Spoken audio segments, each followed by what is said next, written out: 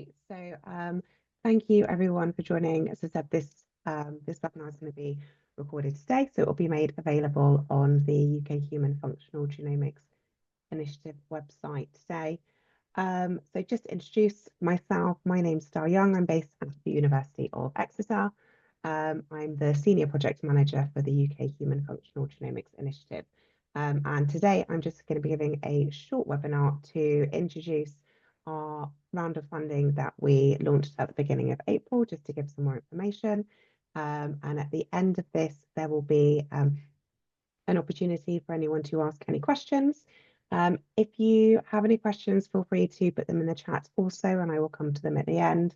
And any that we're not able to answer today or able to get to in time, I will make sure that we get back to you all on email. And we will be sending a link to the recording as well as a copy of the slides out to everyone who registered for this webinar today. So I'm just going to share my screen. This on.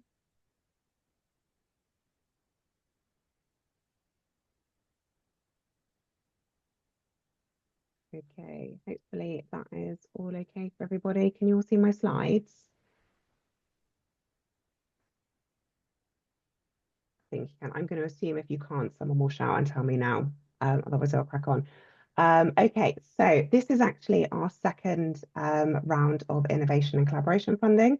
The first round, we took applications for academic-only projects and also academic and industry partnership projects. This time, the funding is only for projects for an academic and industry partnership. So just before I start on the funding opportunity, I'm just going to give a very quick run through and an introduction of the UK Human Functional Genomics Initiative. I know some of you on the call will already be familiar with this, but there are a lot of new people on the call as well who maybe aren't part of the initiative yet, who I think it would be useful to have that oversight as well. So the UK Human Functional Genomics Initiative is a new initiative. It's dedicated to characterising the functional consequences of disease-associated genetic variation, and it was launched in September 2024 for an initial 4-year period. So just short of £29 million investment from UKRI, as well as some additional support from AstraZeneca, which went towards the Functional Genomics Screening Lab, which is based at the Milner Therapeutics Institute in Cambridge. So the Human Functional Genomics Initiative is an open collaborative network. It spans academia, industry, and other non-academic partners, so funders and charities as well.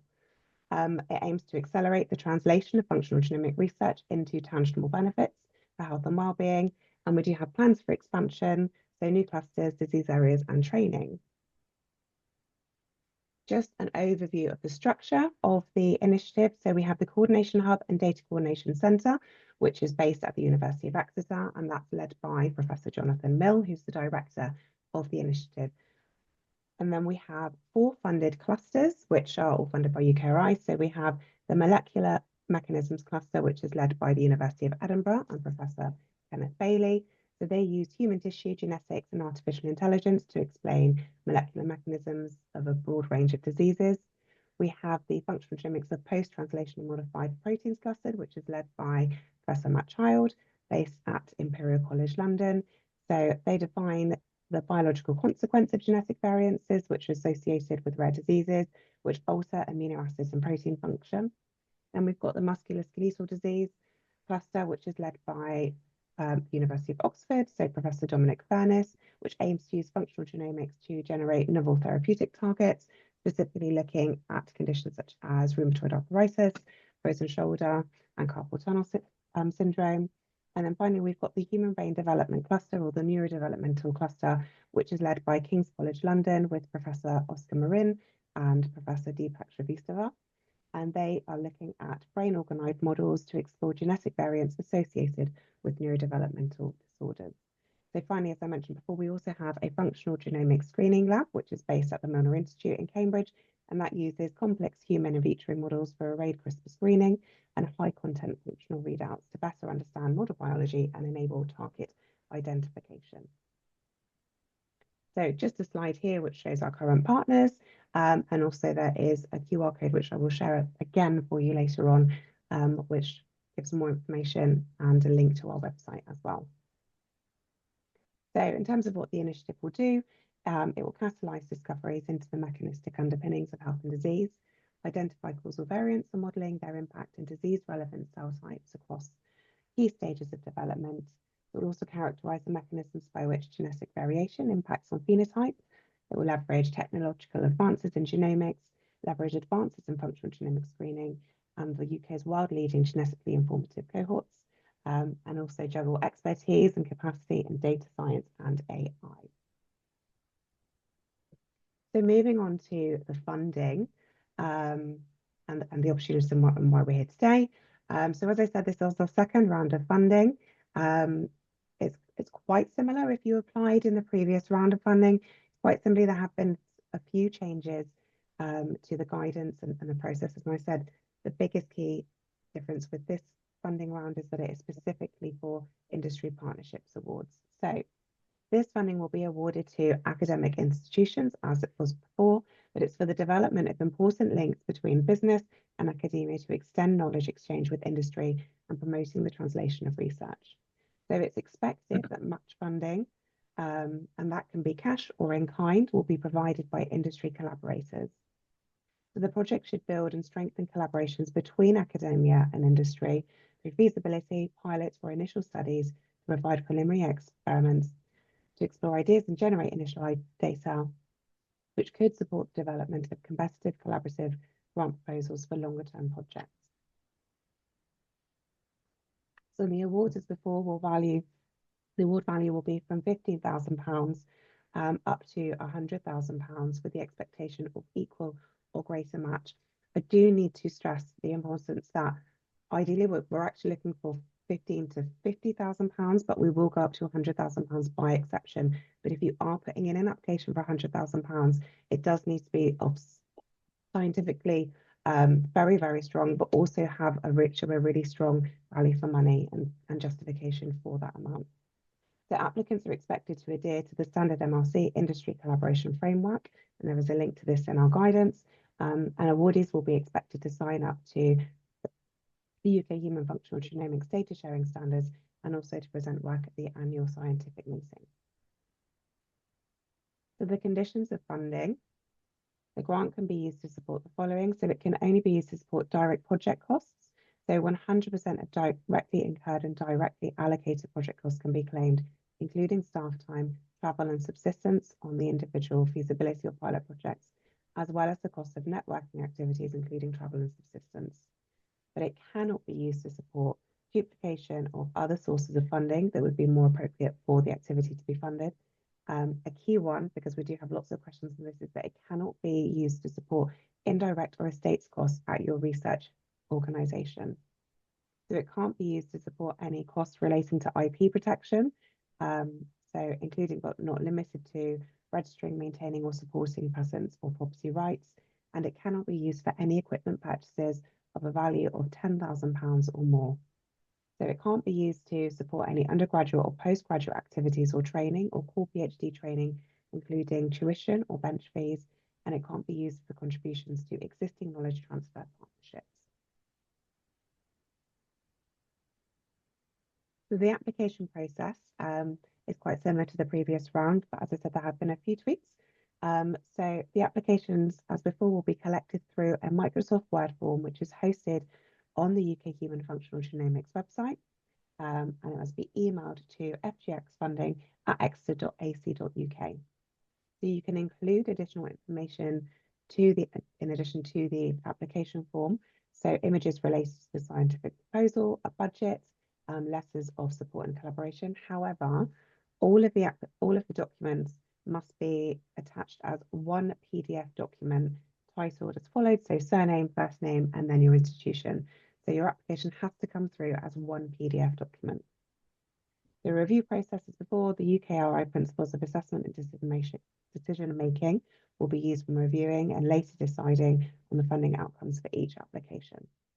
The key principles are expert assessment, transparency, impartiality, appropriateness, confidentiality, integrity and ethics, equality, diversity and inclusion, and separation of duties.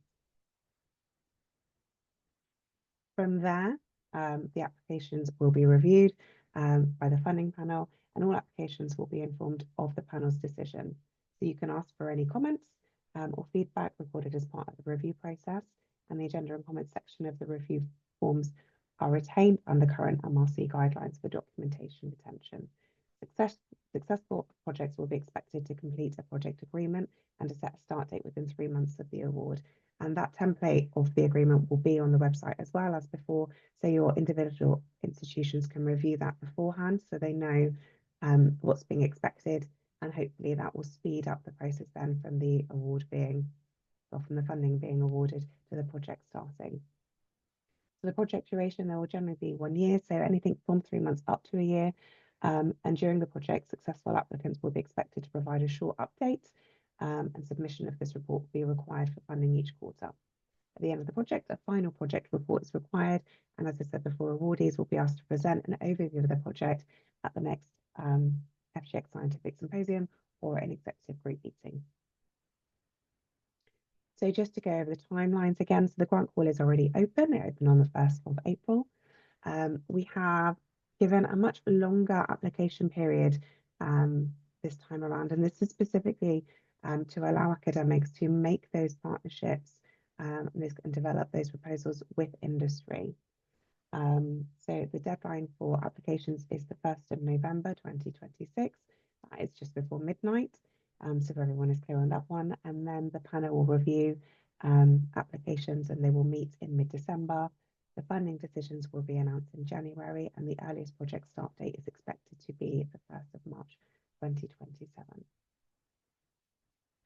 So we have put together a few things to support academics this time around in working with industry and to develop these proposals. So all of these, the details are on our website, but we have an industry partnership bursary. So if you are traveling to meet with industry, you can apply for some support for funding for that, to be able to have those meetings to develop these proposals. We are delivering and engaging with industry workshop. That date hopefully will be in May, but it's to be confirmed because we're just finalising some of the collaborators who will help deliver that workshop. But you can sign up for that on the website already as well, and then you'll be informed of when the date for that workshop will be, and it will be recorded as well, so it will be available on our website if you weren't able to make that date.